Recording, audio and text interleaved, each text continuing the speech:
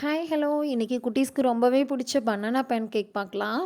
அதுக்கு 2 பழுத்த பனானா எடுத்து வச்சுக்கோங்க, 2 முட்டை, 1 கப் கோதுமை மாவு, 1/2 கப் நாட்டு சர்க்கரை, கொஞ்சமாக நட்ஸ், 2 ஏலக்காய்.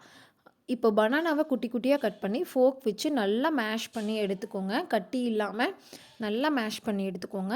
இப்போ 2 ஏலக்காயை தோல் உரிச்சிட்டு அந்த சீடு மட்டும் போட்டு பவுட்ரு மாதிரி பண்ணி கொஞ்சமாக சேர்த்துக்கோங்க. இப்போ முட்டையும் ஊற்றிக்கலாம். முட்டை உங்களுக்கு வேண்டாட்டி ஸ்கிப் பண்ணிடுங்க. முட்டை நான் இன்றைக்கி முட்டை ஆட் பண்ணி தான் செஞ்சுருக்கேன். முட்டை ஆட் பண்ணிங்கன்னா நல்லா ஃப்ளஃபியாக வரும்.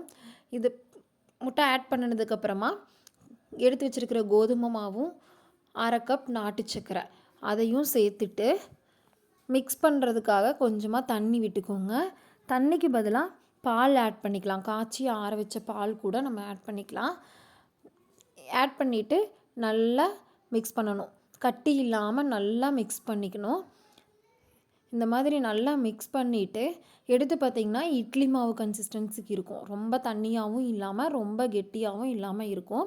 இப்போ நட்ஸை நான் குட்டி குட்டியாக கட் பண்ணி வச்சுட்டேன். இந்த நட்ஸை அந்த இப்போ கரைச்சி வச்ச அந்த பேட்டருக்குள்ளேயும் ஊற்றிக்கலாம், நம்ம மேலேயும் தூவி விட்டுக்கலாம்.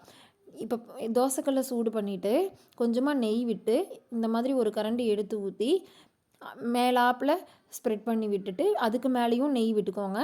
இப்போ நான் கட் பண்ணி வச்சுருக்கிற நட்ஸை நான் மேலே போட்டுக்கிட்டேன். நீங்கள் உள்ளே போட்டு கலக்கியும் சுட்டுக்கலாம். நான் உள்ளே போட்டு கலக்கியும் செஞ்சு காட்டுறேன். இந்த மாதிரி 2 சைடும் திருப்பி போட்டு எடுத்தோம்னா சூப்பரான பேன் கேக் ரெடி ஆயிடுச்சு. நான் இதெல்லாம் குட்டி குட்டியாக ஊற்றிக்கிட்டேன். உள்ளேயே போட்டு நட்ஸ் எல்லாம் ஆட் பண்ணி ஊற்றிட்டு அதுக்கு மேலே ஹனி விட்டு கொடுத்தேன். டேஸ்ட்டு சூப்பராக இருந்துச்சு.